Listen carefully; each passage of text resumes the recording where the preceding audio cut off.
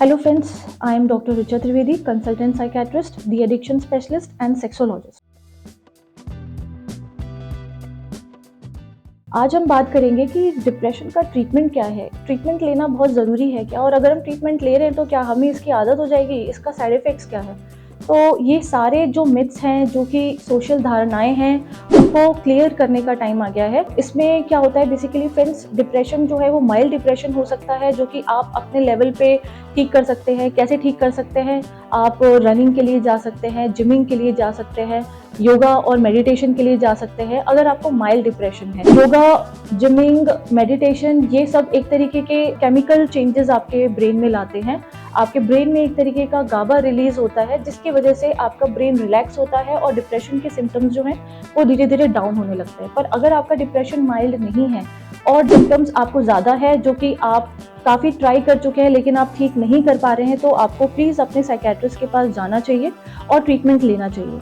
Treatment जो है friends वो दो तरीके का होता है। एक बेसिकली हम बोलते हैं फार्माकोथेरेपी बोलते हैं, और साइकोथेरेपी बोलते हैं। फार्माकोथेरेपी जो है वो बेसिकली दवाइयों से इलाज होता है, और साइकोथेरेपी जो है वो हमारा काउंसलिंग, जो आम भाषा में काउंसलिंग बोलते हैं, उससे होता है।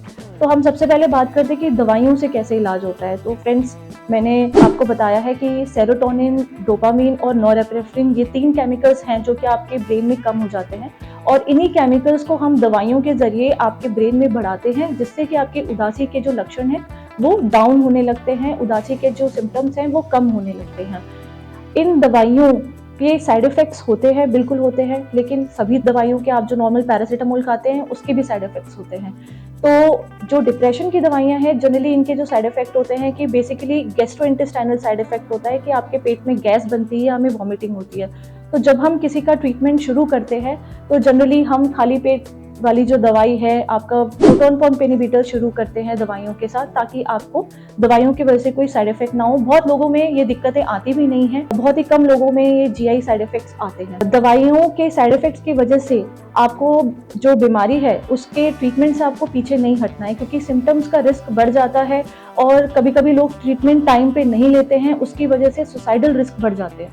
तो आपके आसपास कोई भी अगर डिप्रेशन से गुजर रहा है, या आप डिप्रेशन से गुजर रहे हैं, तो ज़्यादा लेट नहीं करना है, उसको सुसाइड तक नहीं पहुंचने देना है, और ट्रीटमेंट के लिए हमेशा उनको, दवाइयों के लिए उनको एनकरेज करना है। जो दवाइयां हैं वो बेसिकली 4 से 6 हफ्ते में अपना असर दिखाती हैं, और उसके बाद जैसे जैसे दवाइयों का असर बढ़ता जाता है, हम वही पर्टिकुलर दवाई कंटिन्यू करते हैं। कुछ लोगों में 2 दवाइयों का भी हेल्प लेना पड़ता है, और कुछ लोगों में हमें नींद की दवाई भी साथ में शुरू करनी पड़ती है। इसके अलावा जो साइकोथेरेपी मैंने बात की, उसमें हम सीबीटी देते हैं, कॉग्निटिव बिहेवियरल थेरेपी उसको हम बोलते हैं। उसमें हम बेसिकली आपको ये सिखाते हैं कि आपके मन में जो नेगेटिव थॉट्स आ रहे हैं उनको आपको कैसे पहचानना है, और उन थॉट्स को चैलेंज करना है, ताकि वो थॉट्स जो हैं वो कम होते जाएं धीरे धीरे। Thank you.